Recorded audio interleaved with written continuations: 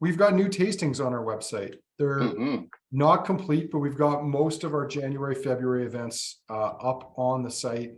And there's some cool things in there. We've got obviously our society outturns, which we're now pushing out. We're going to start trying to do those at least 2 months out, just so we can better gauge demand for them.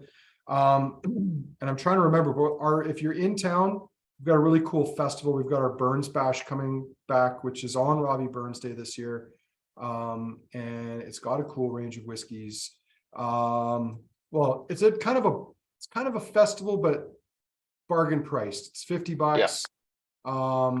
And usually it's kind of the lead up to our end of January year-end inventory clearance sale. So there'll be some good stuff there, but for those of you who are having a bit of a dry January, we've also got a teetotaling dry January tasting coming up. Here, I'm finally able to share my screen. I wasn't ready for it yet. We haven't loaded images for everything. 7 glasses of water, right? 7 glasses of water, yeah. Which actually we don't recommend, because apparently that can be fatal. So don't drink 7 glasses of water in a row. You can get you can literally, I forget what it is, but you can literally drown yourself. It's like your body gets too much water and bad things can happen. So don't do that. But what else? There's the Tightwad for wine that's in store. Bourbon and Beyond, Evan and Harmony are back at it with a range of bourbons, ryes, and other goodies. There we go. The Burns Bash Festival coming back. We started doing this instead of a Burns dinner because we had no choice. The AGLC told us we could not do events off-site. And we asked why, and they said, because you're competing with bars and restaurants. The irony of which was that we were buying out an entire facility, licensed facility, to do the event. Anyway, they forced us to do a drink all you can in 2 hours event in the shop. So that's how the Burns Bash was born.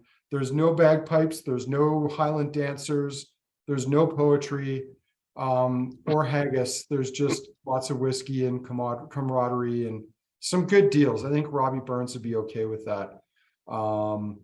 Some more wine. We've got an Independence Day tasting, which we need a photo up for too. Again, as we said, we've been working to get these up over the last few days. Society again in February. I'm going through this because these are the ones I'm excited about. We've got a Bruichladdich tasting featuring all the new releases from this year: Bear Barley, Organic, Isla Barley, the Black Art 10.1, a Newport Charlotte, and all 3 of the Octomore 13s. We've got a Malbec tasting coming up. That's a in-person alumni tasting. There's a few Valentine's Day events: Bubbles and Chocolate, Whiskey and Chocolate, because, you know, both of those are great. We've got a Bladnock vertical, which we're doing for the first time. I've done one of those with my club here in town, but not with customers further afield. So that's a cool tasting coming up February 23rd. We've got another 30th anniversary 30-year-olds tasting with a footnote in there because we couldn't quite actually find 7 30-year-old or 1992 whiskeys. So one of them, I think you'll forgive us, is a 1991 21-year-old Gordon MacPhail Tormore, which I'm sure is gorgeous. But the big one in here is this yellow label. We said we were gonna save one of our 2 bottles of Springbank 30 for a store event, and this is it. Glengoyne 30's in there too. Bowmore 30, and this is if you did the last 30-year-old 30 for 30 tasting with us. We had a different release of Bowmore 30. So this is not the Bowmore 30 we tried last time. These are all new whiskeys, and we threw in our 2 cognacs. Again, this was the only way we could get to 7 products that are 30 years of age or 1992. But it's a pretty cool range. It's going to be a lot of fun. February 28th. The tickets are not inexpensive for that, but it's going to be an awesome lineup. And there'll be more tastings trickling out onto the website in the next few days. But that's most of January and February sorted. I think there's 1 or 2 that are not on there yet, but lots of stuff to come up to. And yes, sorry, Jeff, I don't have a Springbank 30 for you, buddy. That was a tough one. But we've got our tasting tonight. We'll see if we get any more people joining us here. But the one thing we do want to address before we go too far is the last whiskey, the 5th whiskey we're going to try today, the Douglas whiskey.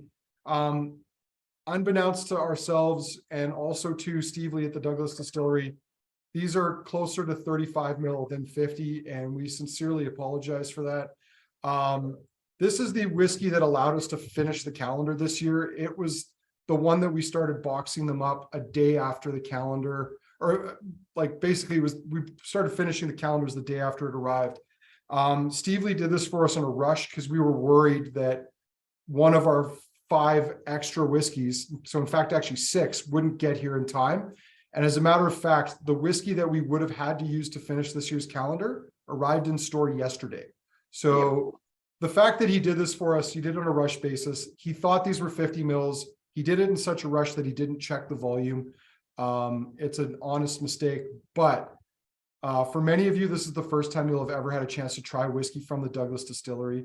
It's 75.4% alcohol.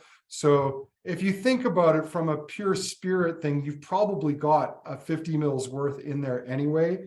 But it's also a teaser of our Kensington cask that's not even been released yet. So I know Steve Lee feels terrible about this, but on behalf of ourselves and the Douglas Distillery, oops, we're sorry. It was not intended, but it was the product that allowed us to finish the calendars this year. So yeah, we had a quick meeting about this earlier today, and I was going to suggest that we just chalked it up to the Angel share, where the 75% alcohol in the glass actually just shrunk everything down around it as well. But it is a potent whiskey. If you guys haven't tried it yet, it's going to be a fun one to cap the night off on.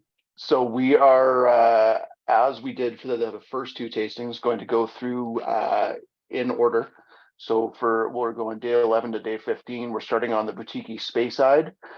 Second will be the Tullibardine 225. Third up will be the Askaig 110 proof. Fourth will be our old malt cask Benrinnes KWM cask. And then we'll cap the night off with the big 75%er there from Douglas Distillery. So I was looking at this lineup, and this is actually one, if I was doing things over again, I might have put the Askaig in 4th, but I think the Benrinnes is big enough that it shouldn't be too much of an issue there. You might want to cleanse your palate with some water, or if you have more forethought than I do, some bread if you have some in front of you as well. But the Benrinnes is at cask strength as well, so it shouldn't be too bad. Mm-hmm. Well, yeah, looking forward to this one. There's some bonus content up from Boutique again this time. Dave Worthington and I did a little tasting with the Speyburn 10, and I have to say, I'm regretting only ordering 6 full-size bottles of it. And the reason I did it was because I was like, oh, $100. No, what is it? It's like 130 or something. I forget. It's whatever the price is. I was a little nervous about it because it's only a 10-year-old, but it's a pretty gorgeous whiskey. So I have a little bit of regret around that, but we do have lots of the minis of it. So there's lots of that left, but this is one of those ones where, and it's Speyburn. It's probably not the most exciting distillery in the world. So I went a little cautious on that one. Unlike a couple of the others, the Teeninnick and the Cameron Bridge, but yeah, I think it's pretty cool. So there's bonus content up for that if you haven't seen it. I think you've got that linked on the blog, but it's also on our YouTube page. Yeah, it is linked on the blog, and if you haven't seen the blog post, I'm just going to share this because I was pretty happy with this little meme that I made here. So that is Speyburn Distillery, according to Speyburn's own website there. And I did actually put Waldo in there. If you look just behind the edge of the trees before the farm there. Yeah. So that's what I've been spending my time on when I'm not madly writing these blog posts. Is also Evan, I've got an interesting thought here for you. Do you think we're going to run into a situation similar to last year where YouTube is going to block content because there's a tiny little Waldo? That would be absolutely amazing. Considering how, like, we put these up on in high definition, but if someone actually notices that enough to get put in a copyright concern, that would be awesome. That would be, well, it would be both awesome and sad. I think it would be. It would be better. Anyway, yeah, Speyburn, I've driven past Speyburn, I don't know, I want to say 15, 20 times, maybe more than that. And like, yeah, all you see are just the little tops of the pagodas peeking out of the trees. But I don't even think I'm not sure if it even had a visitor center for the longest time. So I've never been. It's probably had one for years. That just even the staff there couldn't find it. Very cool. All right. Yeah, where's Walter? Yeah, that's what Evan was saying. Not where's Waldo, where's Walter? Yeah.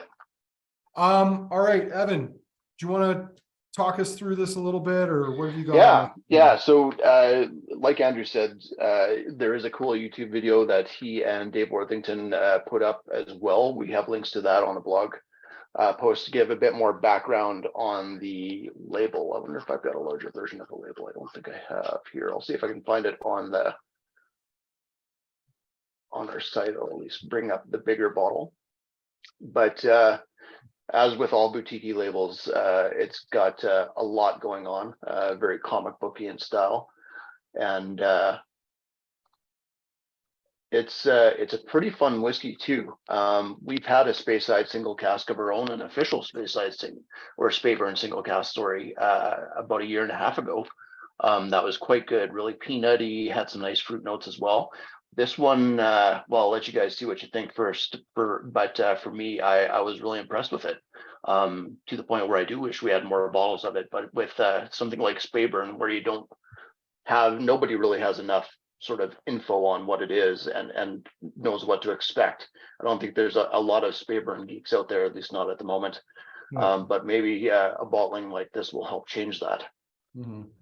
So I don't know, Evan, if you caught this or if you've looked at it, but the distillery is a much photographed Victorian classic by Charles Doig. So it's one of the Charles Doig distilleries. Mm-hmm. And there's some interesting facts about the distillery, and they've tried to incorporate this, including the fact that there was a Victorian era salmon cannon that was used to help salmon get upstream to their spawning grounds. And that's one of the little nuggets that's been incorporated into this. It's also super splendiferousness, which is pretty awesome. So there you go. Who knew they had a salmon cannon in the late 1800s in the Speyside at the Speyburn distillery to help fish get up the stream? Yeah, didn't Evel Knievel get a shot out of that at one point? Probably. Like, you mean like his ashes? Could be. That's right. He's gone, right? He's not with us anymore. I believe so. That might not have been. That might have been slightly offensive. Or well, it could have also been one of his like strewn about limbs that he's lost over the years as well. Who knows? So the Speyburn, I find, is it's got a ton of fruit notes on the nose in a really cool manner. I don't have a sample to side by side them, but I think our KWM cask again was a little bit more starch driven. Still had that Speyburn saltiness, which they seem to have quite often, where even though it's a Speyside distillery, it does get a little bit of a salty note to it. I describe this as being a little bit meaty too. Like there's almost a meaty sulfury tone to it. It does have a little bit of that, almost like a Benrinnes type note to it. That sort of whipped cream / whipped egg note going on there with that meatiness.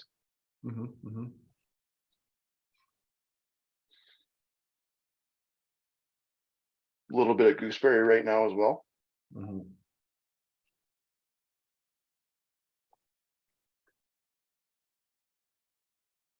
The palate, very creamy, floral, loads of malt, loads of barley, quite grassy. Yeah. But some nice vanilla, white fruits, apple, pear, maybe a bit of lemon as well. Yeah, one of the notes that I have on the blog is when I did the tasting note is those Cadbury mini eggs. It almost has that sort of pastel like candy coating plus the chocolate on the nose.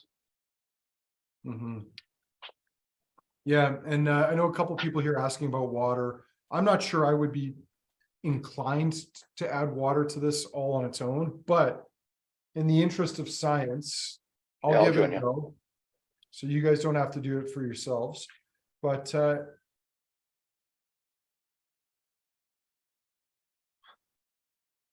yeah, another note I had on these are the children's chewable Tylenol. I get a bit of this is Flintstone almost harder to vitamins on find my right now, nose. but yeah. Yeah, that vitamin note almost going into rosehip territory.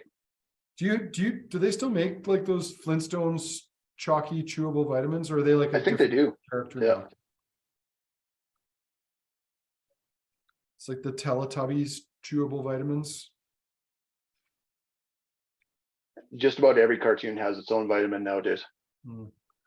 Well, I was stunned about 5-6 years ago when I was in Mexico over Christmas with my family, and we were in like downtown Cabo San Lucas wandering around, and in one of the shops there they had children's perfume and cologne, Paw Patrol branded. I thought, this is next level. They're marketing perfume and cologne to children. But I mean, one of my little nephews, he absolutely loves Zuma, so I'm sure he probably wants to smell like Zuma smells like, which is probably nothing like the scent. That's For kind of whoever creepy, just actually. joined us, sorry, Evan, for everyone who just joined us, we are only on whiskey number 1. We are on the Speyburn from That Boutique Whiskey Company, the Speyburn 10-year-old batch number 3, 49.5%. Sorry, Evan, what were you saying? It's oh, I can't even recall. Air name says not sure that they pay the official licensing fees, just saying. Well, Yeah, water. Sorry, do you have any thoughts on the water? Oh, no, I was just going to chime in on what Aaron said, that it's kind of like when you're on a beach in Mexico and you get offered Cuban cigars. I'm pretty sure they're not from Cuba. Yeah, it's a real upgrade from, wasn't it just Chiclets, the little 2-pack Chiclets about 20-30 years ago? Oh, I don't remember that. I'm sure I missed out on that. Like off-brand Thrills gum. Yeah. Oh, faulty cap again for you, Ross. Sorry to hear that. Mine was okay on this one. I did have issues with my Cameron bridge, though. Yeah, and it is something I've got an email drafted to Boutique just to be like, hey, just so you guys know, we've had some issues with your caps this year, because Ross, same thing with mine. It is it is a finish it tonight kind of scenario, or at the very least push it down. So yeah, supply chains, maybe they had to like go to a new supplier of caps or something. Could be. So yeah, water for this one, I don't think it's needed. It stays juicy, which is really nice, but it's just, it kind of just doesn't stay concentrated as well. No, it's a little more woody, a little bit more bitter with me. Yeah, I agree. I like it a lot better without water. It's not a problem with the full-size bottles. Thankfully, they all have corks, so I can definitely vouch for that. But it's kind of hard, although we have had minis in the whiskey calendar over the years with screws or with actual corks in them. I mean, it's unusual. I don't know if you remember back when we had Macallan in there that one year. Was that before your time, Evan? I don't remember, but there was I think it might have been. It was the Macallan Gold, which was not the best, but it had like a tiny little cork wooden stopper combo thing in there, which, I mean, Macallan, if anyone's going to like make sure not to cheap out on the stopper for a little bottle, it's probably going to be Macallan. But when we've had bottlings of Millstone, typically they come with a synthetic cork. So yeah, screw caps are tough. They're terrible enclosures if they're metal. But I don't know if we've talked about this in other tastings before. I wish most of the whiskey industry, including Scotch and old Scotches, would move to what the Japanese have, Totally which are agree. these like premium quality, food grade safe plastic tops. They're the best. Yeah, I totally agree. It's when you go to open it after a long period of time, it doesn't break. Yeah, exactly. Yeah, if you've ever had a cork just kind of evaporate on you after leaving it in the cabinet for a year or two. It's very frustrating, and it's also frustrating, although it's super rare. But there have been occasions where I've noticed a corked whiskey, and we've gotten a couple through the years come through the market, but luckily it doesn't happen even nearly as often as it does with wine. Yeah. Shall we talk about the bottle for today?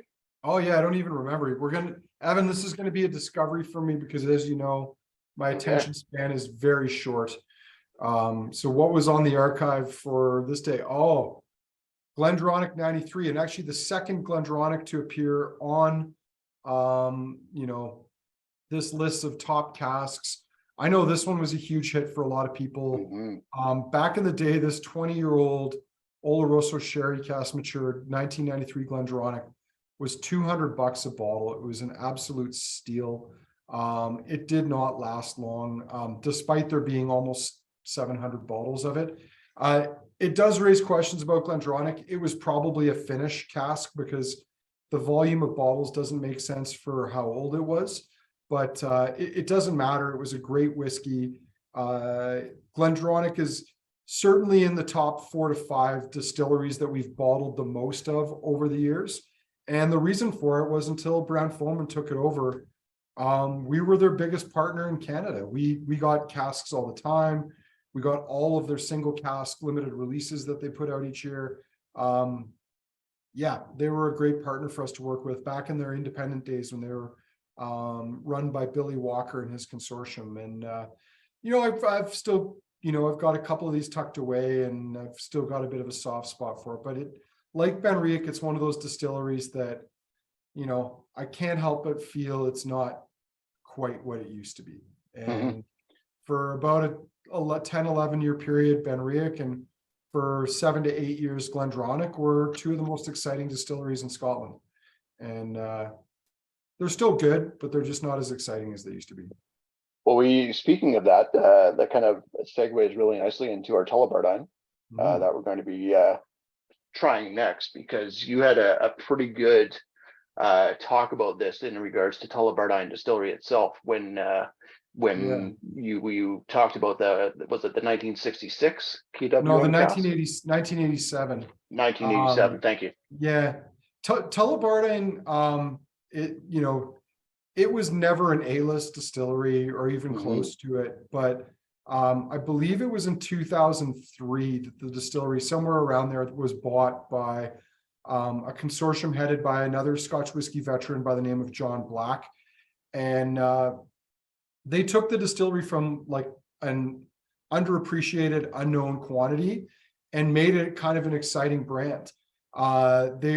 They did have casks of their old stock. There were several thousand of them, which sounds like a lot, but it's not when you've got, not very much production of young stuff. And in fact, I think the production at Tullibardine stopped from about 93 to 2000. So yeah, you have a 7-year gap with no whiskey being made, and you've got to rely on those 2,000-3,000 casks to keep you going until you get running. So in fact, yeah, as Jeff was saying, 2003, so it was probably more like 10 years. And when they first launched, there was lots of really cool, really good value whiskeys from 93, 1988 in particular, 1987, the late 70s, a couple from the 60s. And it was an exciting distillery. They were doing cask strength, 46%. As their own production, even at just 6 years of age, started hitting the market, it was also kind of interesting and exciting. It was often young, but it was good. It was fun to talk about. They were doing lots of cask finishes. And then, Evan, you'll have to correct me if I'm wrong here, but it was early 2010s, like 2010, 2012, something like that, that they got bought by... yeah, I think it was 2011, and then Rick was 2012, if I remember correctly. So yeah, oh, thank you, Jeff. It was 2013. 2013, and the unfortunate thing is they took the alcohol strengths back down to 40 and 43%. They narrowed their range of offerings to a bourbon cask, port, Burgundy, and Sauternes.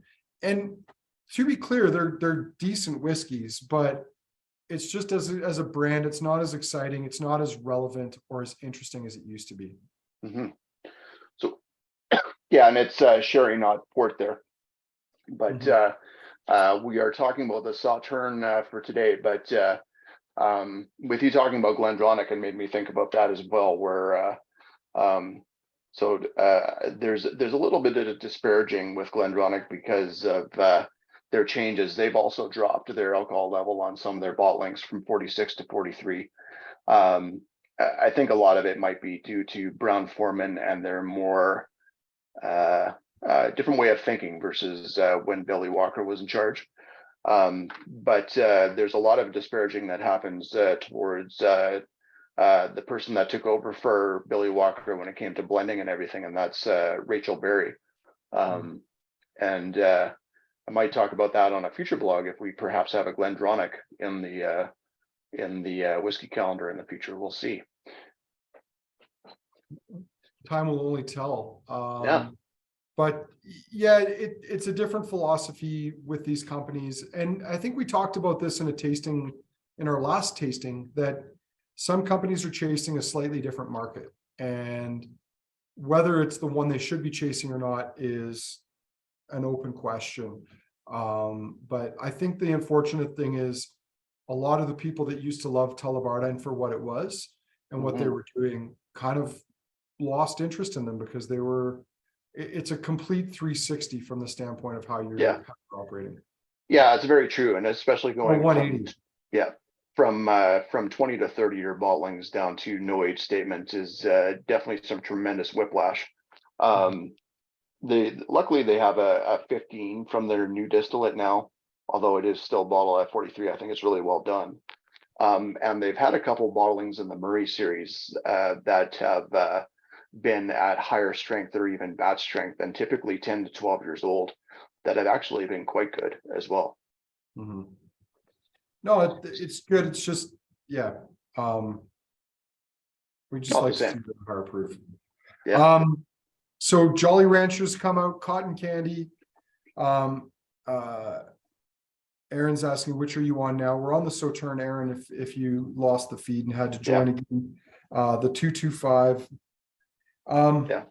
So this guy's bottled at 43%. Tullibardine tends to be very malt driven stylistically, and you get a lot of that on here. Getting a little bit of going into milk-bone dog biscuit territory on the nose right now as well. I've got a classier note for you, Evan. I'm getting a little bit of like Sauternes on like a buttered brioche little toast. What? Or not Sauternes, sorry. From a Sauternes cask? Sorry, I'm getting foie gras on buttered brioche. My brain was kind of thinking two steps ahead because one of the things Sauternes pairs quite well with is, fatty goose liver. There's this meatiness to it, and I was trying to figure out what it is, but it's totally like a really fatty minced liver sort of tone. And I see Peter's just joining back in. Seems a couple of people have lost the feed. So hopefully everything's okay with your connections there tonight. I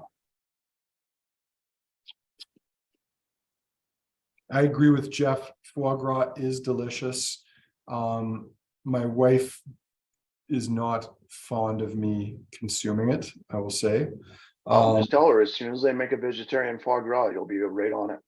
As long as it tastes the same and has the same texture, yes. To be fair, I do appreciate that it's perhaps not the most humane of foods, but damn, it's good. So Steve C says Beyond Duck. That's exactly where I was going, Steve. Oh man, Beyond Duck. I'll admit I don't eat as much meat as I used to, and there are some times where we do have Beyond meat mixed into our foods or whatever, because my wife's a pescatarian. And I don't mind it, to be honest, a lot of the time. But when I want a steak or a hamburger, I want a steak or a hamburger. I don't want a Beyond Beef burger. So just saying, it's not the same. Jen wondering where you can get good foie gras around here. Well, Jen, I'm glad you asked. You can buy some from our neighbors Peasant Cheese.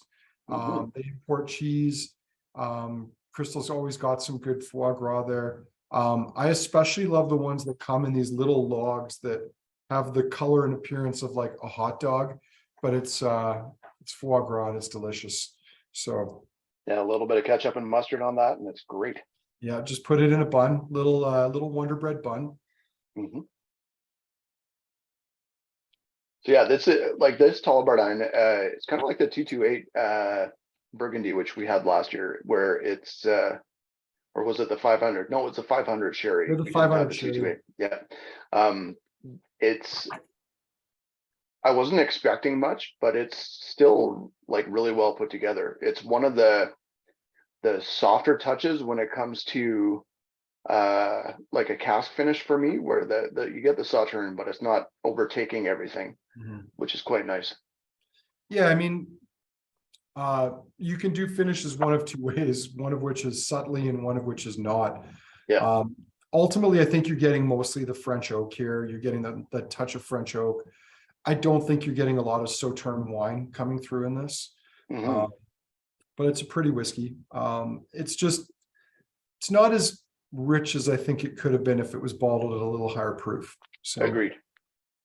And I have to think at this point now, they must be getting close to the point where they can declare an age on these. But yeah, you'd figure it'd be nice if they went the Glenmorangie route, where they've actually even like bumped up the age on a couple of their cask finishes, which is really cool. All right. What's Okay, on you the want to be surprised on the archive again? Yeah, no, I'm as I said, my attention span and memory is quite short here. So Benrinnes, yes, 1983. We like talking about how there's like specific vintages for some whiskeys that are better than others. Benrinnes had a bunch of really good vintages, 76, 94. But in my mind, the best one, and it's the one that's had probably the least bottlings of, is 1983, or one of the least bottlings of. And there's common sense reasons for that. Like 1983 is the year the shit hit the fan in the Scotch whiskey industry. That's the year that Brora, Port Ellen shut down, Convalmore. You could go on naming distilleries that shut down, Colburn in 1983, and some of which never reopened. Although that's a whole separate conversation as to whether Port Ellen, the new Port Ellen distillery, is the same as the old Port Ellen. I argue it is not. I know that might be a contentious point for some, but Brora is a tougher argument because it's in the same building and they did reuse some of the equipment refurbished, but Port Ellen, basically, they were starting from scratch all over again. But 83 was dark times. I've done a bit of digging on this, and oftentimes I'll go to something like Whiskey Base and look, there's just not a lot of bottlings of 1983. But everyone that I have had has been light, delicate, extremely elegant, very fruity. And I have to throw this out there. One of our customers, Barry Flynn, back in the day, he was often on top of a lot of these things more than I was. And he's like, you got to get a cask of 83 before they run out. And we got some samples of 1983. And the one we bottled was just this light, delicate, tropical fruit bomb, really creamy, decadent. And it was $205 a bottle for a 29-year-old cask strength single cask whiskey back then. I'm happy that I've still got at least one, maybe two in my collection that I hung on to, because it's a style of whiskey we don't see very often. It's all stock from before Benrinnes was even reopened by Billy Walker and brought back to life. But one of our highlights. I don't know if it's quite in my top 5 ever Kensington casks, but it would be very close. I think it might be in the number 5 position if it was in that pantheon. Very cool. Well, so you talked a bit about 83 being a tough times for the Scotch whiskey industry in general. Wasn't there also a drought for a couple of years there might have been 83, 84? But keep in mind, this is also, most of us are too young to remember this, sort of. There was the energy crisis, and all kinds of bad things happened as a result of that. There was a global downturn. I don't remember the energy crisis specifically, but I do remember that my brother had a bumper sticker in his bedroom that said, "Let the Eastern bastards freeze in the dark." That all had to do with Trudeau and the National Energy Plan. And believe me, as a born and bred Albertan, even though I'm not a crazy off the deep end right winger, you know, there's still this feeling that there's been times when we've been, you know, mistreated by other parts of the country. But yeah, Andrew, I thought you just said the other day that you got to take next week off to join a blockade. that's right. I'll see you all in Ottawa and sometime this winter with a hot tub. No, I'm just kidding. I'm most definitely not going to be doing that. But yeah, you know, the early 80s were bad for a whole bunch of reasons. The global economy was not great. Scotch whiskey industry had been way overproducing in the 70s, and they had all this production to get rid of. And the funny thing is, they talked about it as the whiskey lock, and the lock was like the lake of whiskey. It was so big it would never get drained. But obviously, it's foolish to think that given enough time, people won't find a way to consume all that alcohol, especially if it tastes good. So yeah, it seems to remember too, like if you go back to that time, like the 83s and 84s from Glenfarclas, so that's usually where the plain casks hit, and they don't have a lot of as much stuff as well.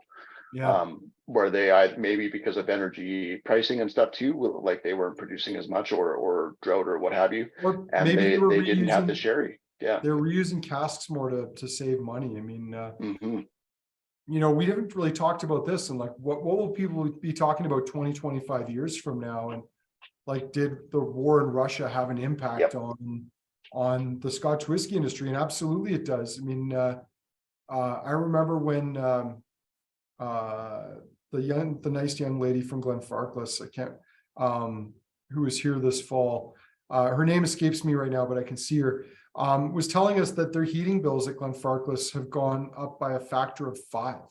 Like, their energy bills for running the distillery this year are 5 times more than they used to be. Deborah Stewart, that's her name.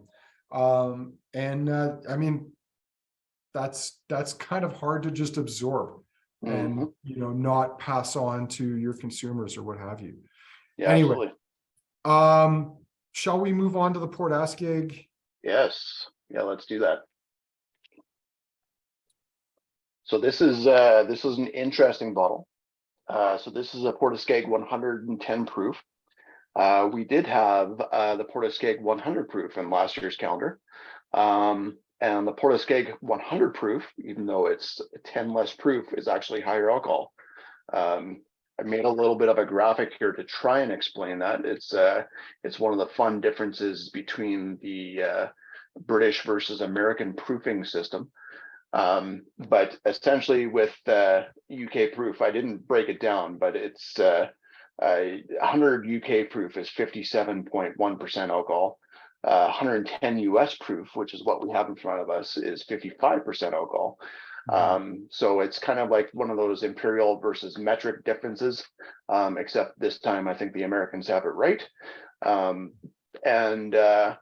it's one of those quirks, and this bottling was actually done for the United States. It wasn't really meant to go anywhere else. We managed to get some mini bottles of it, which is really cool. I wish I had I meant to get a mini bottle of the 100 proof so I could try them side by side, but I'll have to do that at another time. Evan, do you know the reason why British 100 proof has a different meaning? Well, it has to do with gunpowder, if I remember correctly. So yeah, that's why British 100 proof is different than American. American proof is just double the alcohol. Your proof is whatever twice the alcohol is. But back in the day, before they had accurate ways of measuring things, and before, you know, people had kits for measuring specific gravity that they could take around here and there, the way that customs and excise would test whether people were cheating or not was by essentially mixing the gunpowder and whiskey. And if it spontaneously combusted, the whiskey was proved. But if it didn't, it was under proof. So if you said it was 100 proof, that meant that, as you said, it was essentially 57.1% alcohol or higher. So yeah, very, very different systems. And it's funny, I remember back when Springbank used to have their 100 proof bottling in the market, and effectively that was, rather than calling it cask strength, they had a bottling of Springbank in the high 50s percentage of alcohol. And actually that's a legendary bottling. If you can put your hands on it, those will go for a small fortune at auctions now, Mm-hmm. the old Springbank 100 proofs. All So right, this is just like there might be some whiskey in here amongst all the salt. Mhm. This is like British bacon, Yeah. which is almost more like Canadian ham, but with a lot more salt. Mm-hmm.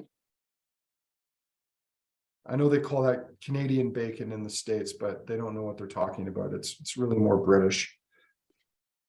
Yeah, I joked on that I when I did the blog post on this that I tasted it in the morning, and I probably had my salt intake for the day in just a few Mhm. sips, because it is salt and saline and Yeah. seaweed and brine. Still some nice fruit notes in underneath there though. Yeah. I'm gonna class up Ross's comment here. I mean, I see where you're going with the hot dog. Like it does kind of taste like or smell like hot dog water after you've cooked the hot dogs. But I'm gonna go like with spicy Polish sausage at the Stampeders game. I think that's more what we're getting here is the spicy sausage rather than the just the classic hot dog. Hmm. Jeff Surge is also going to be selling hot dogs and sausages starting in the new year. So DM him if you'd like more information. Nice. That and Yeah. cheese buns. Yeah, There's a lot to small look forward to. little side business to pay Yeah. for the whiskey. I mean, it makes perfect sense. Yeah, Jeff, 1 order of goat bread, please. While I'm putting stuff in. Mhm. I think some classic Mexican chorizo would also be a nice little touch there. So Mm-hmm. little spicy, greasy chorizo. The palate on this is really sweet. Like it's soft. I mean, for the alcohol, there's almost very little impact from it. It is sweet, malty, sugary. Yeah, it's actually incredible how that really balances out the saltiness in a nice manner. And even though it's there and it's not a minor key, like it makes the peat and the smoke almost an afterthought. Yeah. Nice bit of chalkiness, minerality wise, in there as well. A little bit of seaweed wafers too, like those little seaweed crackers, which Yeah, that was in bizarrely, my tasting notes.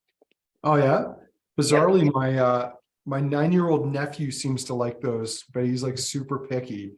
It's just Nice. the weirdest thing that he actually does like those because they're what 9-year-old kid growing up in Calgary would be like drawn to So seaweed crackers. my son Griffin, who's 6, loves them too, and except we can't keep them now because Cormac's got a sesame allergy. Oh, yeah, that's no good.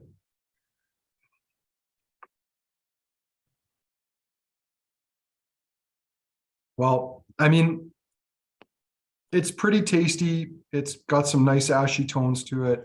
Mm-hmm. I'm still getting a little bit of like Polish sausage in there, a little bit of spicy Polish sausage on the palate, maybe a bit of sauerkraut on there too. But yeah, I actually have a hard time believing this is 55%. It just doesn't come across anywhere near that strong.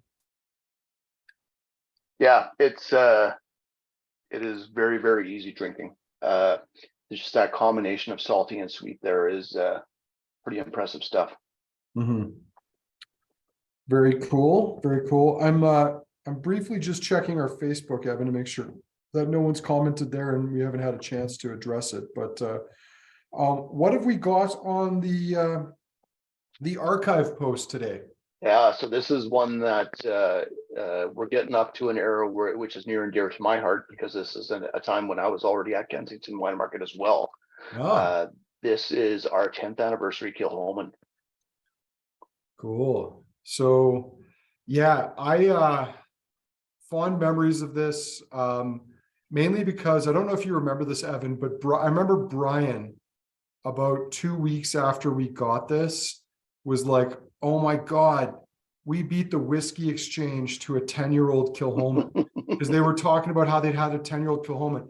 And what makes this even cooler is think about the fact that they had to ship it all the way to Canada and we still beat them by 2 weeks to the first Kilchoman 10-year-old.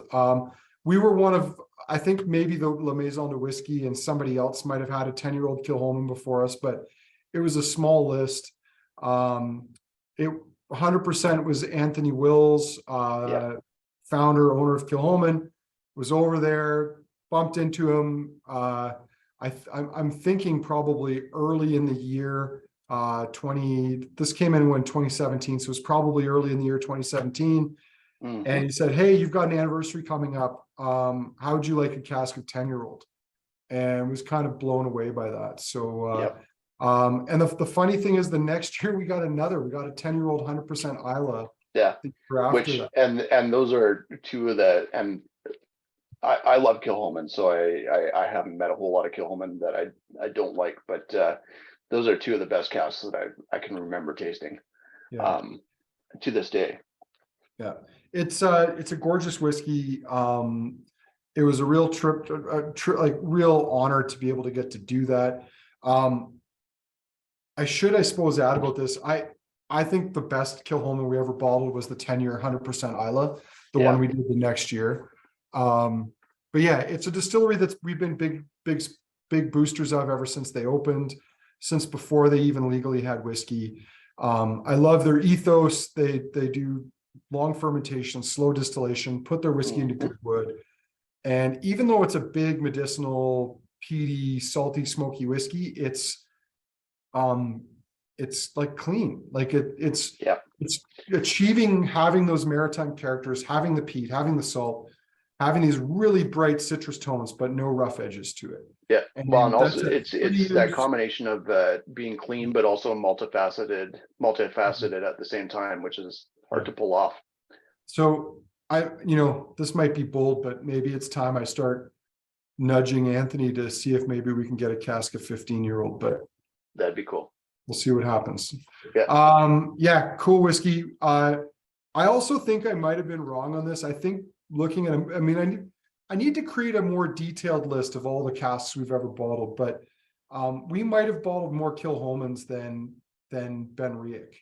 I think it's got to be either neck and neck, or I think Kilhoman's got to be ahead at this point. Yeah, because I think we're on our 11th Kilhoman now. So, which might even put it in position number 2.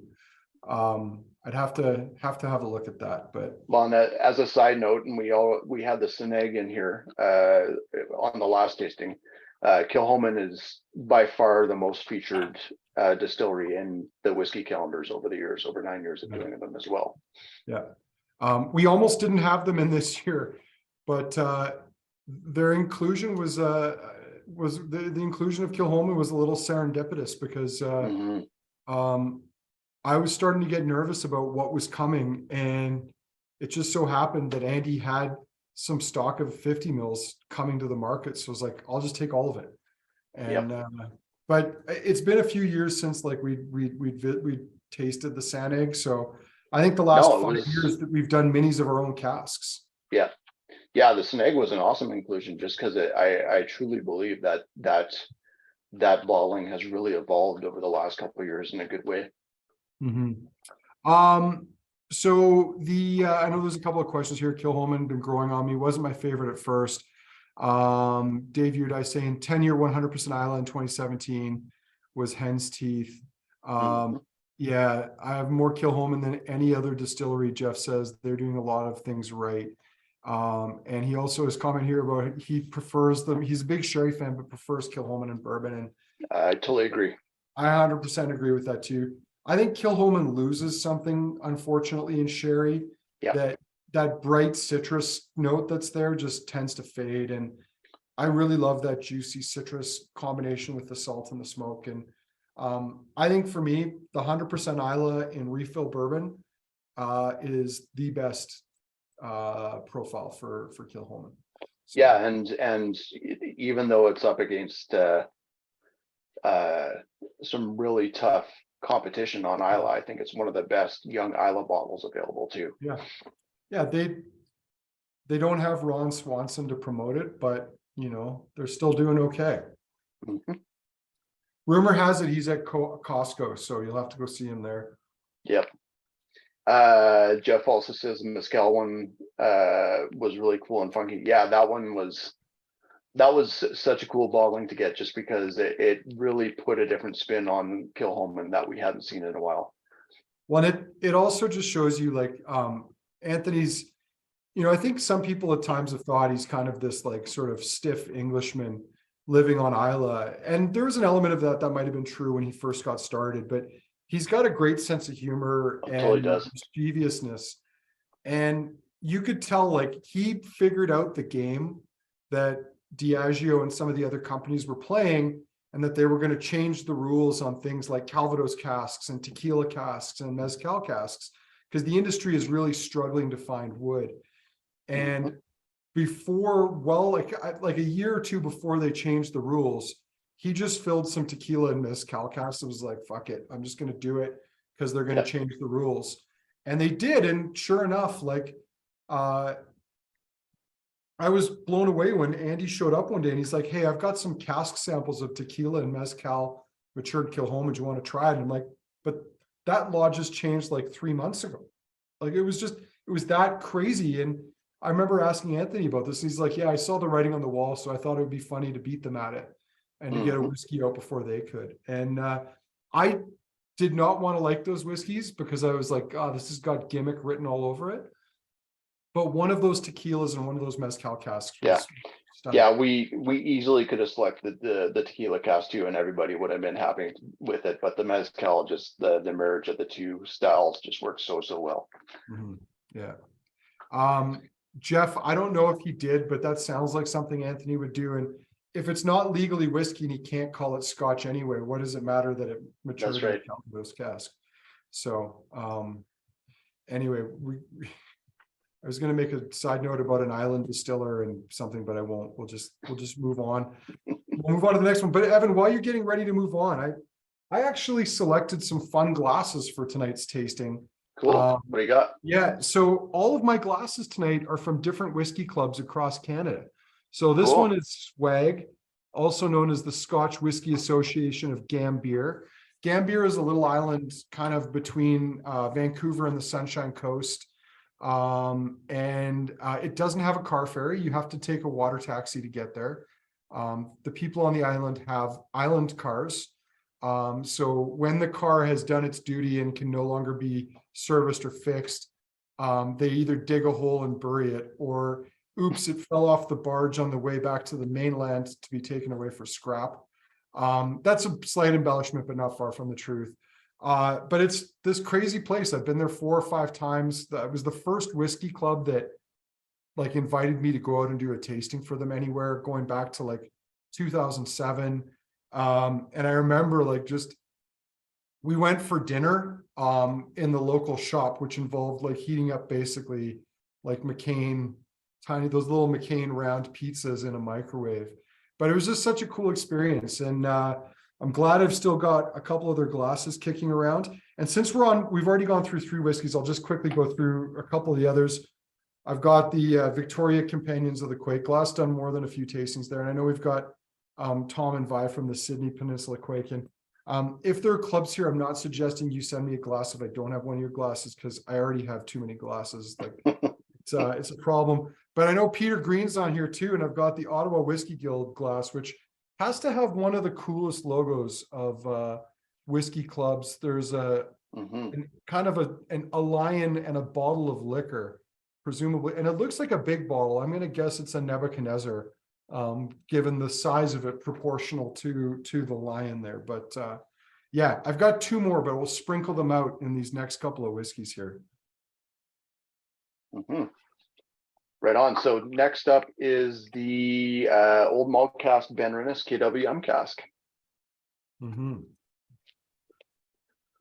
So we had the Mortlock from First Editions, which we got at about the same time as the Benrinnes. We selected them at the same time as well. Neither of the casks, as Andrew alluded to when we tried the Mortlock on day 1, were ones that were really we were really excited to try, or chomping at the bit to try, just because the Mortlock was aged or finished in a California red wine cask, and the Benrinnes was a Benrinnes. Not a distillery that we've sort of sought out to bottle in the past, and in fact, this is the first single cask of Benrinnes I believe we've ever done. But both were exceptional, and and we ended up getting them bottled for us. And this Benrinnes, unlike the Morlock, we do have a few of the larger or the full-size bottles still remaining, although pickings on that are getting pretty slim as well. Yeah, there's not much of that left. Yeah, just to kind of double down on what Evan said, I remember when the rep Lee, who did a tasting with us a couple of weeks ago for the kinship collection, I remember when he's like, hey, I've got some samples you should try. He sent me the list. And I'm like, I think I even swore back to him in the email. I'm like, I hate Benrinnes. It's almost never good. And I don't like wine cask whiskeys. And I had to eat my words because we bottled both of them. And it's worth noting, like, this is an old malt cask bottling, which is almost always 50%, but in this case, it's 56. Yeah, which is very cool. Which is cool. You know, and to both the importer and I believe Hunter Lang's credit on this, from what I recall, I think they gave us the option on what we wanted for what on this, where we chose to get one at first editions and one at old malt cask, but they were very happy to keep it at cask strength on the old malt cask side of things too. This one is it's got this really cool sort of beer yeastiness going on, a lot of salted peanuts on there as well for me, but it's one where it really benefits from just leaving it in the glass and just coming back to it after a half hour or even an hour, where the fruit notes on this just keep on opening up in a really cool manner. This whiskey to me, even though I've never been to Portland, Oregon, this whiskey is kind of Portland, Oregon to me, or at least my conception of what Portland, Oregon is. And that's going to probably sound really weird, but bear with me here for a moment. Like Evan said, I was going to say, so like there's a little bit of white supremacism in here, or what's going on? No, I mean, this to me is all about the hippies. It's all about like people that want to live outside of the rest of North American societal norms. Like there's fresh beer here, fresh bread, like someone's made their own sourdough. There's something in here that reminds me of like fancy donuts. So like think Voodoo Donuts, which is famous from Oregon. I'm pretty sure there's somebody making candles, but like organic, healthier candles. So like they've got a bit more aroma to them, but like not in an intentional way. It's so more Portlandia than Portland is what you're saying. Yeah, it's a Portlandia nose. Sure. Yeah. This is like, I'm smelling chicken, but like I met him before he was my dinner kind of thing. Right. So first and last name. Yeah. Palate on this, it's very malty. What I love about it is Benrinnes to me often strays into barnyardy tones. This stays more firmly in the malt territory. Very grassy, very malty, honeyed, bright citrus, very creamy, some nice waxy undertones. And at 56%, I mean, this is just lush.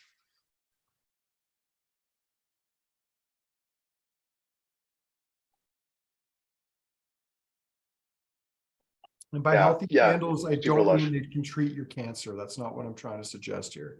Just like made from healthier ingredients. So when you burn them, you're not inhaling bad stuff. Yeah, that really yeasty beer note is just sticking around for me in a cool way right now, even with water. Yeah, I'm even getting a little bit of flannel on the finish.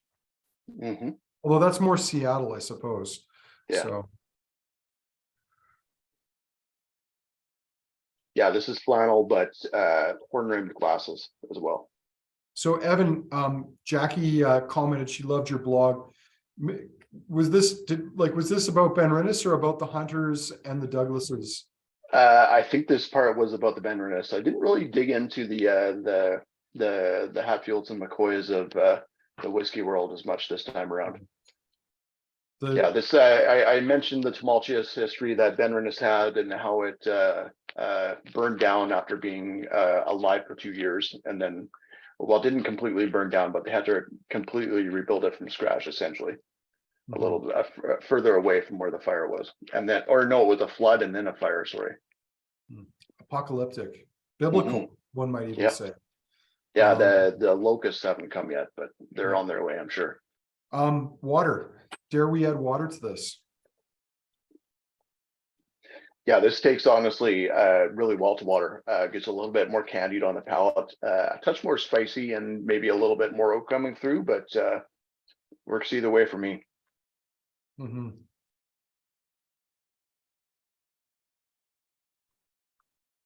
Yeah, it's quite decadent.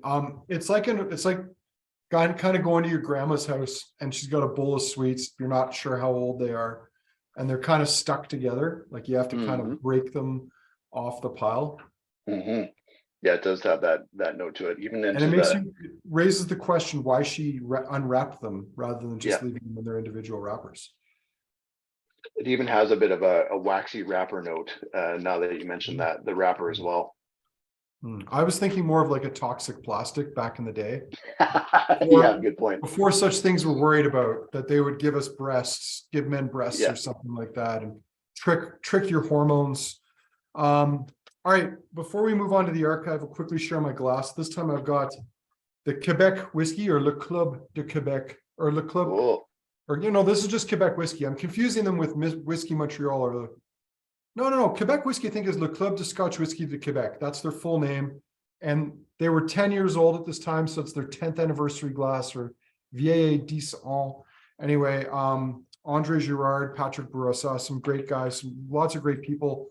All of them French Canadian, who gather in an English library in old Quebec City to host tastings. It's a really cool place to go. I've been there a few times. Long overdue for a visit. But Evan, I think I remember what's on the archive. Yeah, and so I've got a couple of the links wrong. I actually jumped ahead to the pairing with the Benrinnes for the Kilchoman. So we're going to go back to the History in a Bottle Day 13, which is actually 2 Amrut single casks. Oh yeah. Well, really, we were just talking about the one, but then inevitably straight into the other. Our first Amrut cask was a virgin oak cask, and as you can see from the picture there, it was bonkers, this one. Yeah, this was decadent. If I had to sum it up in one word, it was like cola cubes. Just decadent, deep, rich, caramel, fruit, spice, 60% alcohol, but actually diluted to 60% alcohol because like we're going to find out with the Douglas distillery in the Okanagan, it's so hot and dry there that the alcohol percentage increases over time. And the crazy thing in India is if they bottle above 60%, they have to pay like an extremely punitive export tax. So you will almost never see anything from Amrut or Paul John bottled above 60%, because otherwise they just end up paying an enormous amount of tax to the government. But yeah, great bottling. It was a huge hit. Our second Amrut cask was a Jaggery rum cask. Yeah. And I remember when Askaig presented it to us. I don't know if you were there for that, Evan, but it was back when our good friend Jay Wheelock was still around, and Jay and Askaig came down to the shop, and Askaig says, he's got a big grin on his face like he often does. He's like, Andrew, I have something for you no one else has ever had before. And it's just big, huge, like side to side grin on his face. And he's like, you are going to get the first ever and only ever Jaggery rum cask Amrut. And basically this is a style of rum made in India where they make balls of molasses. I don't fully understand exactly how it works, but it's not like making traditional rum. It's a very specific type of rum made. And that was the first and only time they'd ever done that. I think they've done one or two since, because it's been a few years now. But yeah, really cool to have done 2 Amruts, and we have a third on the way. We have a port cask, which I think we've talked about a few times in our tastings over the last couple of months. But I don't like port casks, but this Amrut port cask, it's 9 years old. Peated too, I believe, if I remember. Yeah. What's that? Peated as well. Peated, lightly peated, and it's just gorgeous. So yeah, that's coming. Okay, on to the monster in the room. Yeah. And I'm going to show my glass for this because I actually didn't plan it this way. I literally just put the glasses out. But I've got my South Okanagan Whiskey Tasting Society glass for the Douglas one, which is appropriate because Oliver and the Douglas Distillery are in the Southern Okanagan. Yeah, this is a pretty bold, big dram. I'm getting like spiced fruit punch on the nose right now.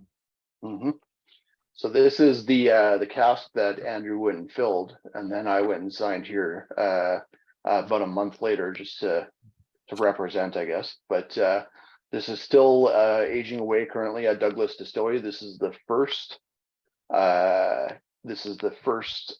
cask sample essentially that we've ever had in our KWM whiskey calendar. So we did kind of have to rob the future to offer during the present. So I guess that means there'll be less bottles from it when we get to the point of bottling it. But yeah, filled in 2016, so it's now 6.5 years of age. Funny story, Evan, I don't know if you even knew this, but I actually drove the cask out there in the back of my Volvo. I strapped it down so that it wouldn't roll around. After, like, that was back when we still have it. It's one of our store vehicles now, but like, man, that car had turbo. It was so sweet. Like, I was passing cars going uphill with the cask in the back and my bike on there. But I had to drive with the windows down because it was summer and it was hot. And otherwise I probably would have gotten drunk on the Devil's Cut evaporating out of the wood. Yeah, so this cask was a KWM cask originally, and now it's a KWM cask again because it was I don't know if anybody remembers, but we did have a wheat whiskey from Benrinnes Distillery, which is in Louisville, Kentucky. Benrinnes Distillery is owned by Heaven Hill. And that was a single cask that Andrew and Hunter actually, I believe, selected when they went on a trip to Kentucky years before that. That's, you know what, Evan, that's right. And I'd forgotten about that. Hunter and I were in the warehouse and it was like 34, 35 degrees and we're in this rick house. And so like, it's just sweaty and like, was that one of the Hunter's hungover? Yeah, Hunter was hungover and just like oozing yesterday's alcohol from his pores. But his next day was the one where he really shone for that. But yeah, we were in the warehouse and like nosing these casks of Benrinnes that were in the high 60s and low 70s proof.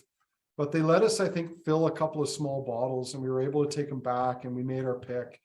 And as they did back then, it's not something I think they do as much anymore, but when they were done with it, they sent us the cask because, you know, you can't use those casks again to mature bourbon or whiskey again and call it a straight whiskey or a straight bourbon. So we got the cask and rather than let it go to waste, called up my friend Steve Lee at the Douglas and said, hey, you know, rather than buying a portion of one of your casks that you're going to bottle, how about you just charge me to fill my own cask and I'll drive it out there. And so I spent the day making whiskey with him.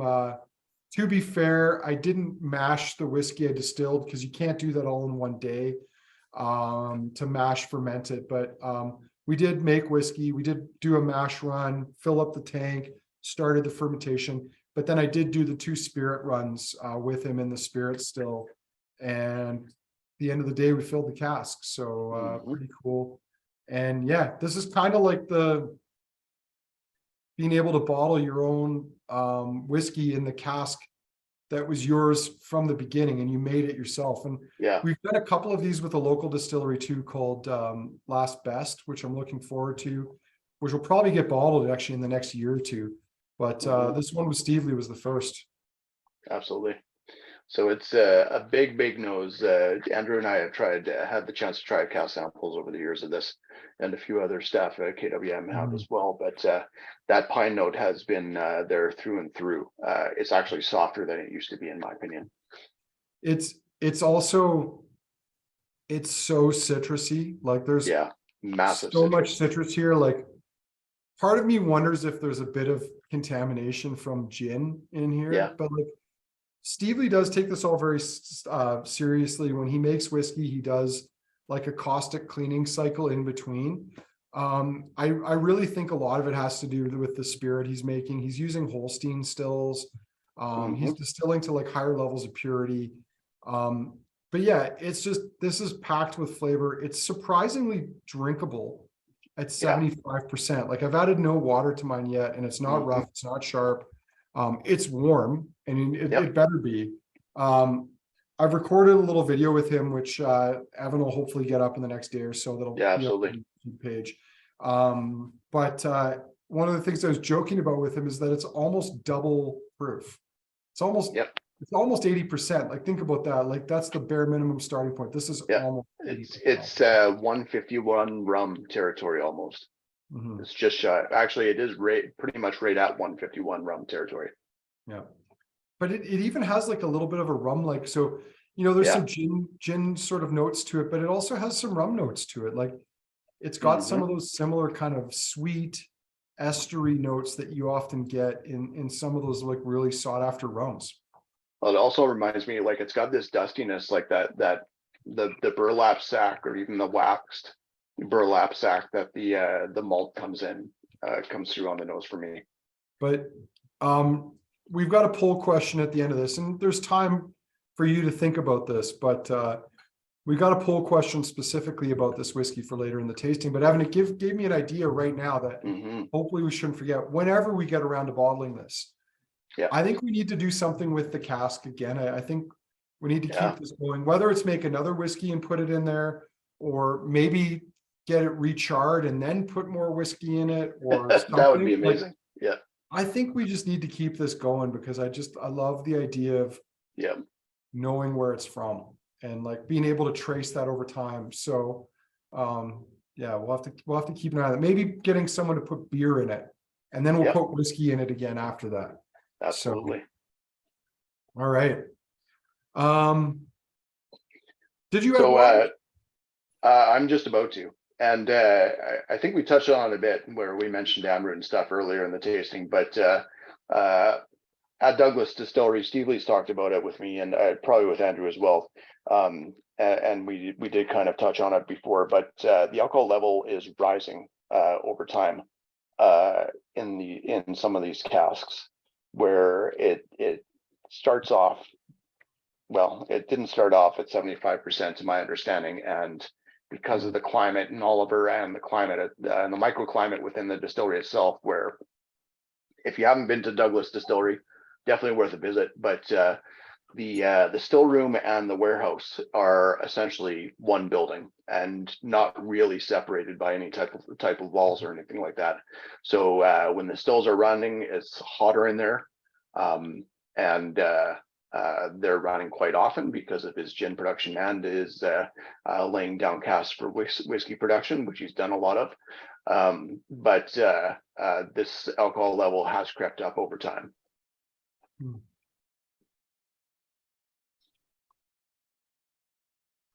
So Zach says adding a bit of water cools it down a bit.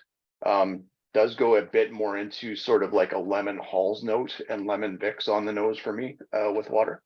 I was going to say it's like a kind of a fruit punch with like orange slices thrown in now.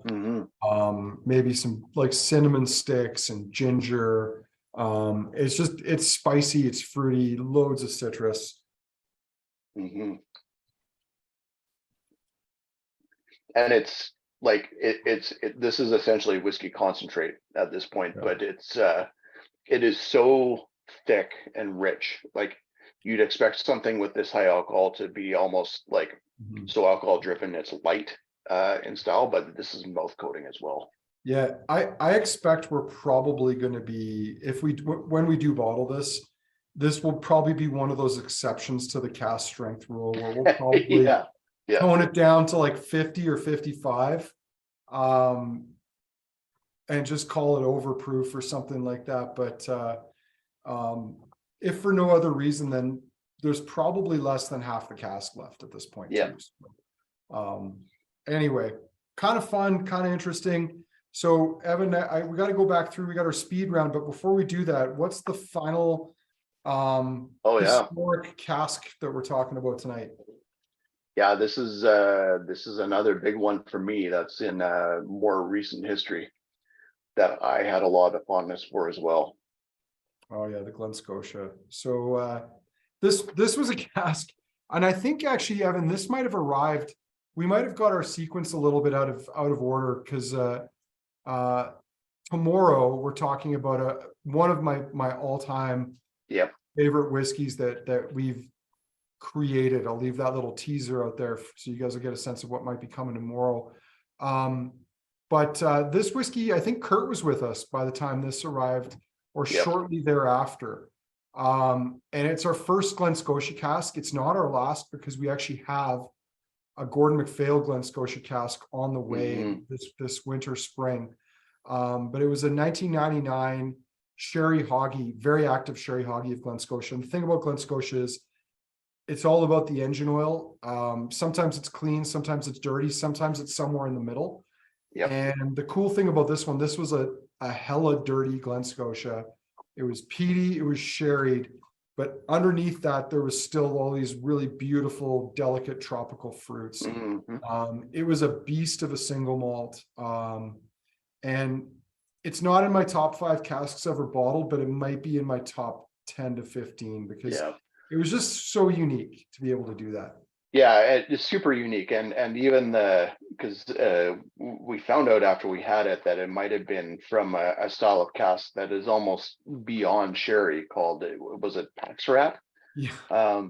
Where it's almost like this concentrated sherry-esque type of liquid that was used for a little bit by Diageo and a few other producers in a bygone era. That kind of just it gets a bit of that sherry note, but has its own thing going on as well. But yeah, this was the start of my true appreciation for Glen Scotia. That's continued ever since, because man, do they do fantastic stuff. Yeah, and I mean, a lot of this stuff too was never made to be amazing. No. It was made during a period of neglect at Glen Scotia. I used to somewhat ungenerously call Glen Scotia the accidentally good whiskey, because this is in a period where they were not maintaining the buildings. They were on. I went there first time in 2005 or 6, and it looked like a Dickensian tenement building. The inside, the stills were so rough you could get tetanus from them just from touching them. The washbacks were not stainless steel or Oregon pine; they were cast iron. And they were flaking off giant dinner plate sized chunks of rust into the wash. And I was trying to figure out like how anything made in this place could taste good. And I hadn't even tried Glen Scotia at this point. I'd only heard of it. And this is back in a time when it only operated when Springbank was running it, because there just was not enough demand for it. And over the years that followed, I've had a chance to try Glen Scotia made during this period when there was not a lot of care put in. And what you realize is that this is a time where they were maybe running like 4 8-hour shifts a week for a couple months a year. So the fermentations were long because they weren't in a rush. The distillations were long because they weren't in a rush. They were just they were maxing out their days working. And a lot of it was put into tired old casks. And that's not great if you're going to drink it at 5 to 10 years of age. But if you're going to drink it at 15, 20, 25, 30 years, it's a recipe for success. And the other thing too, don't let that cast iron flaking off into the wash get you kind of worried, because that's what copper's there for. Copper removes things like iron from the spirit. Otherwise, whiskey would literally rust in the barrel as it oxidizes. So no, Glen Scotia Distillery that I have a soft spot for. It's been cleaned up a couple times since. It's still got a lot of charm, but in some ways the neglect is turned into a bit of an asset, because they weren't doing a lot of dumb things that a lot of other distilleries did in the early 2000s. The sort of the combination and also the dichotomy between Springbank and Glen Scotia is interesting, because they're both almost sort of like the story of Campbelltown itself, where Springbank's kind of like the little engine that could and it still exists for some insane reason, and continues to happily exist over time. And then Glen Scotia, as Andrew describes it, to me, it's like after being there when it's all like fresh paint and more polished copper and stuff. When I was there in 2019, it still looked like it made me think that was probably grimier than Campbelltown itself, which is an impressive state to be in if it was as rusted out as you describe. Yeah, no, and I talked a little bit about this in my post. Springbank has become it's unobtainium essentially now almost. And Glen Scotia has kind of been like a safe alternative. Yeah. But that's starting to change. Yeah. Like right now, the only one we can get semi-regularly is the double cask. Because the 15, the 18, and the Victoriana, just the demand globally is outstripping their supply because they're tiny. Springbank, if you think about it this way, Springbank, Kilkerran or Glengyle and Glen Scotia collectively produce half as much whiskey as your average Scottish distiller. They produce only 60% as much whiskey as Kilchoman does. Like that's between the three distilleries. So, but it's its own region, guys. It is because of spite. Yeah, that's right. But it just adds to the charm. All right, we're back to the Speyburn. Yeah. I smell salmon cannon. Actually, it's juicy fruit bubblegum or juicy fruit gum right now on the nose for me. So all kidding aside, I'm actually getting like a salmon spread kind of note to it on the nose. It is more on that spread side of things where it's like the salmon puff almost, where it's got that creaminess built into it as well. Mm-hmm.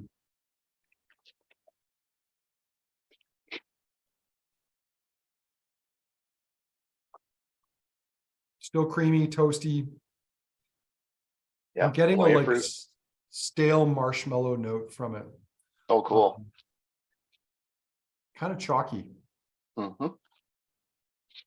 Excuse me a second. My dog is doing something he should not. I'll be back in a sec. Sounds good. On to the Tullibardine. Smoked salmon cannon would be a great name for a society bottle, Ross.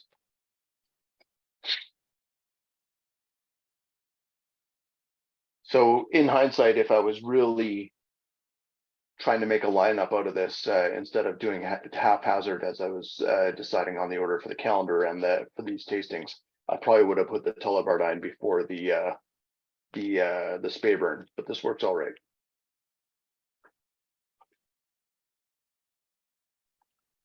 Getting shortbread cookies on the nose. Yeah, like, shortbread's a good call. Opening a fresh tin of Walker's shortbreads and unwrapping the plastic. Mm-hmm. Even those lemon stuffed shortbread cookies that you can get with the lemon cream. Mm-hmm.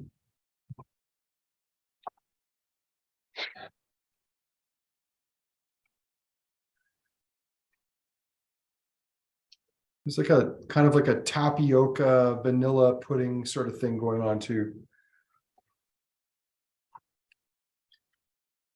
Yeah, and if you've ever pressed or had like an old wooden press making apple juice, or seen one, it's got just the air when you're making the apple juice, or just that sort of apple and apple peel and everything being crushed down to get out the juice. It's got that note to it right now too.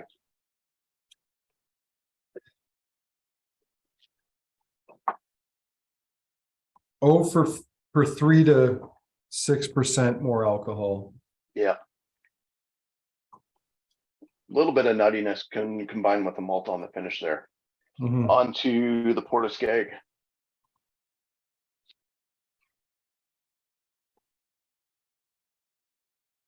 A little bit more seafood and seaweed and not as much salt on the nose right now for me. Well, it smells to me like a burlap sack after you've taken a load of mussels up to like, I don't know, the kitchen or something from the shore. Yeah. Yeah, mussels and a bunch of kelp in there as well. Mm-hmm. Well, inevitably, you're going to get a little bit of seaweed in there. Yeah. Yeah, even has that like your pan searing scallops on the nose right now too.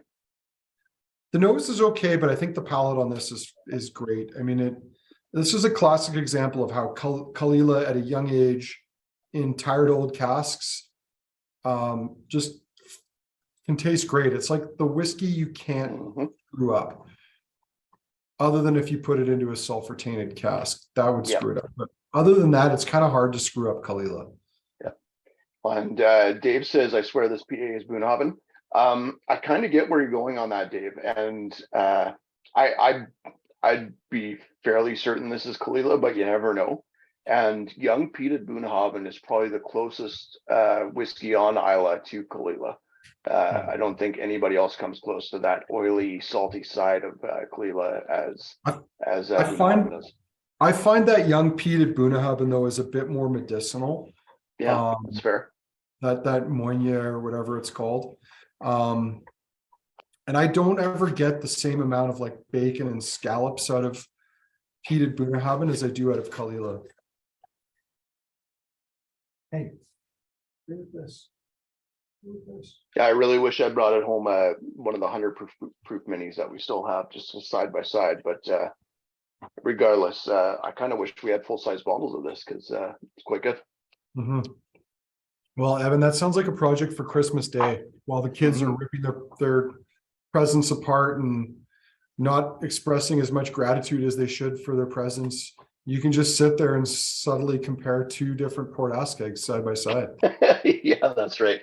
In a coffee cup, from a coffee cup, 2 coffee cups. Yeah, like a foam one, not even a paper one, a foam one. Yeah, that's right. Okay, back to the OMC Benrinnes KWM cask. Still has that really nice yeasty note to it, that fermenting note, where it's just slightly sour. I think it's partly because of being behind the Port Askaig. I'm finding the nose is suffering a tiny bit on this, and maybe it's because I added water to it before too, out of could be scientific purposes. So I'm going to refresh a little bit and see if that helps. It's got a bit of like white grape juice and apple cider right now for me on the nose. I wish all 50 ml bottles came with little plastic stoppers like this one. These the screw cap on this is awesome. Yeah, and it's got that food safe plastic seal on it too. So the Benrinnes, yeah, I think what I've said about this is this is not an insanely complex whiskey, but it's malt, vanilla, fruits, balanced, nice toastiness to it, nice faint nuttiness to it. It's just like it's pretty easy going. It did arrive in the plethora of KWM casks we got through winter to spring to summer of last year too, and it's kind of been the sleeper hit, one of the sleeper hits of the bunch in the Tomatin as well, which is why we still have a few 750s left, or 700 milliliter bottles. Pardon me. Sorry, Evan, I was ghosting you there for a quick second. What I miss? I was just talking about how this has been one of our sleeper hits cask wise since we got it in. Well, it's definitely one of those ones where if you pour it for people, like a lot of times they'll buy it because they're like, "Wow, that's great."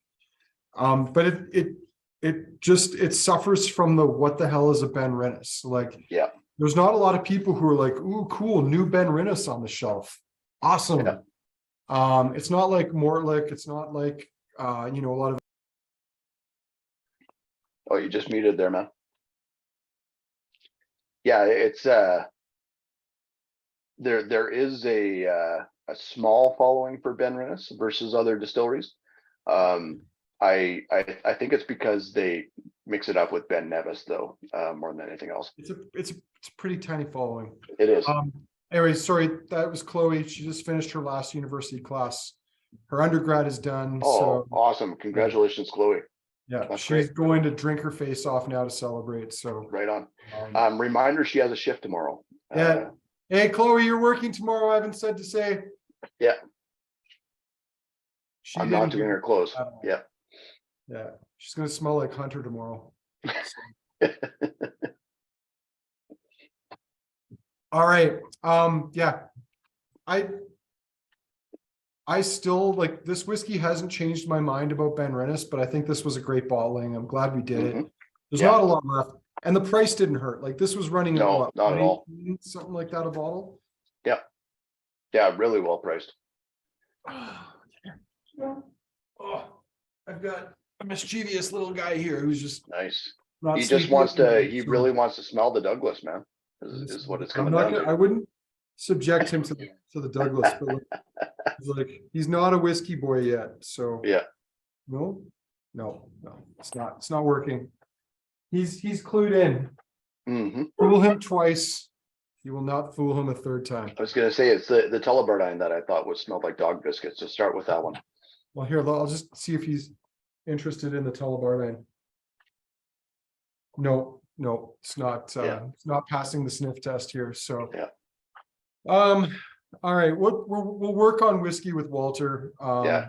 He is He's still still baby gotta up. turn, he's still gotta turn 18 in dog years. Like he's gotta start on the bad side of liqueurs, where it's like he's gonna have the bad day with Baja Rosa and just go on from there. Oh, man, for me, it was spiced rum and the Jerry Forbes wedding. Now, Oof. the spiced rum happened the night before the Jerry Forbes wedding. My friend Becky and I in university took down a Texas Mickey of spiced rum. Don't ask me why, but we did. Suffice to say, she was tougher than I was. She got up and went to class the next day. I was puking in her apartment while watching the Jerry Forbes wedding on, I don't know, CTV or something like that. Jerry Forbes was or is the one of the DJs Yeah, from CJ. the classic rock station here in town, and it was not a classy wedding. I'm sure it was expensive, but it wasn't classy. And I was gonna say, like, knowing nothing about Jerry Forbes beyond his radio personality, you're still saying wedding singular. I would have expected plural on that. I don't know how many there's been since. I just know of the Okay. one. And yeah, I've not been able to touch spiced rum since, unless it's heavily watered down with eggnog. That's the one good thing about those early we're gonna pretend they're all post-adulthood like experiments with different alcohols, is you get a lot of the bad stuff out of the way very quickly. Yeah. No, to be honest, short of spiced rum, I have to say I give a lot of credit to my father. He got me into craft beer back when craft beer wasn't a thing. I was always the kid drinking McNally's in high school, and for those not in Alberta, McNally's was a 7% Irish ale made by Big Rock, which was a pretty good brewer like 25 years ago, but it's been surpassed by about 40 other breweries since. But yeah, while they were all drinking Molson Triple X, I was drinking McNally's Extra Ale, and I was getting the same effect, but with good taste. So yeah, no regrets on that side of things. We're back to the Douglas 7. Still big. Still, like, again, remarkably approachable.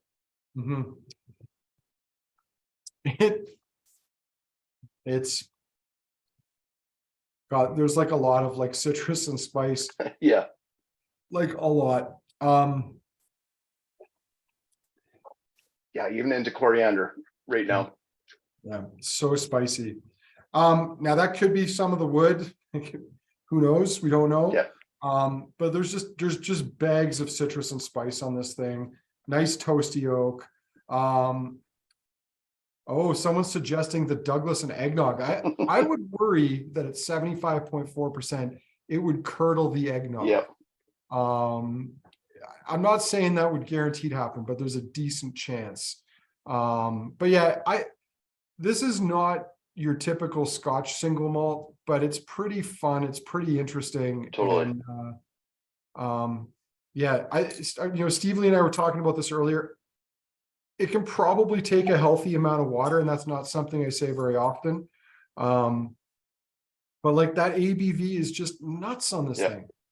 If you and this was not the first part, but part of this was in my tasting note, but if you dipped an orange creamsicle in oregano oil, I think you get close to this.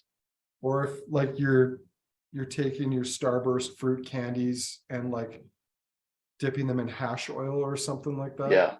Yeah, perhaps that. Not that somebody would do that, but they might. It's the quick and dirty edible, I guess. Little CBD and some Starburst fruit candies, and just let them marinate. Mm-hmm. Oh man, yeah, I think it's quite drinkable. I think it's fun. It's interesting. Yep. It is definitely the most different of all the whiskeys in tonight's lineup. Absolutely. Okay, Different well, can be good. this is one of those times where I did have the foresight to put up a poll. Yes. So let me just find that here, and let's let you guys vote. So we actually have 3 questions on here. First are the first favorite of the night, and then the second favorite of the night, and then the third one is whether you think we should bottle the Douglas now or wait. And we might actually listen to that opinion. Yep. The reason I say might is we may completely forget about the question and the results Yeah. tomorrow morning. But if we don't, we might take that into consideration. It might affect what we do next. Your vote is just as likely to end up on a t-shirt or smoking jacket in the future. All right, so the votes are trickling in. We're watching this live. 9 of you still have a chance to vote, so get those votes plugged in. Evan, while we're waiting for democracy to happen here, what else have we got to report? Anything? I was just going to say, democracy takes so long. Like, just let me decide for you guys. It does. It's taking a long time. It is. It's true. Andrew, what are your 2 favorites of the night? You know what? I'm gonna have to go Port Askaig and Benrinnes with an honorable mention for the Douglas. I really like that, but I have to say, like, that I think the Port Askaig, the palate on that is like, it's everything you want from a young peated whiskey. Yep. And the Benrinnes, I mean, there's a reason why we bottled it. It's because it made a couple of our staff, myself included, who don't generally like Benrinnes say, "Oh man, that's Now we got a bottle of Benrinnes." Yeah. So we've ticked that off the list. Yeah, the Douglas, I'd like to see that. I mean, I think at a little bit lower ABV, it would be more interesting. I thought all the whiskeys in tonight's lineup did okay. I think the one that was the weakest for me was the Tullibardine.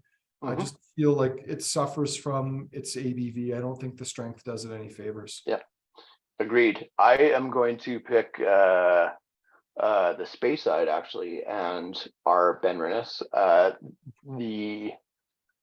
The Port Askaig and the Douglas, I'd say, are like neck and neck at third place, with the Tullibardine sort of far behind for me. But really cool lineup. I really like the juiciness of the boutique Speyside. Speyburn.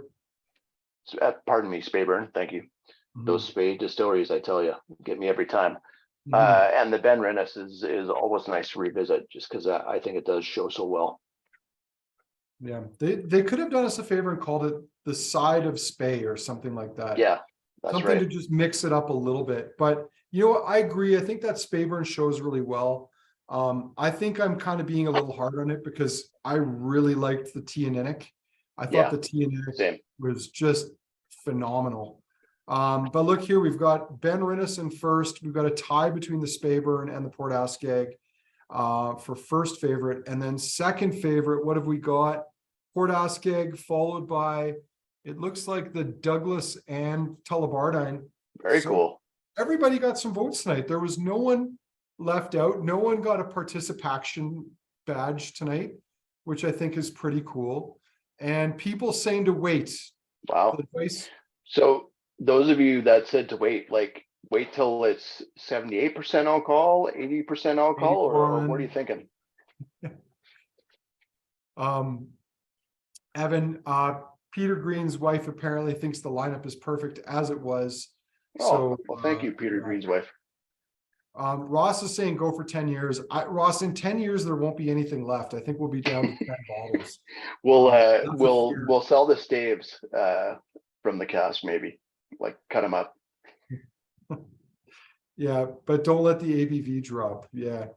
I mean, I think maybe what we need to do is put wet towels on it, like just drape the cask in wet towels. We'll do Those towels the pop Diageo out. experiment and saran wrap it. Yeah, they did that as a matter of fact. It's a fact, but they realized it did not work. It had deleterious effects, I believe is the correct word. I'll say, saran wrap is not going to stop angels. Like that's just science. Everybody knows that. That's true. That's true. All right. Evan, I don't know where I can't really stick around too long tonight. I've got a house guest upstairs. But I do have one tale I'm willing to share. Yeah. If you do a brief after chat around why we don't use the A word. If anyone, because it seems like a couple people don't know the story and might want to hear it, but we won't put that up on the screen out of out of sensitivity to those alive and not alive and stuff like that, or sounds good. Yeah.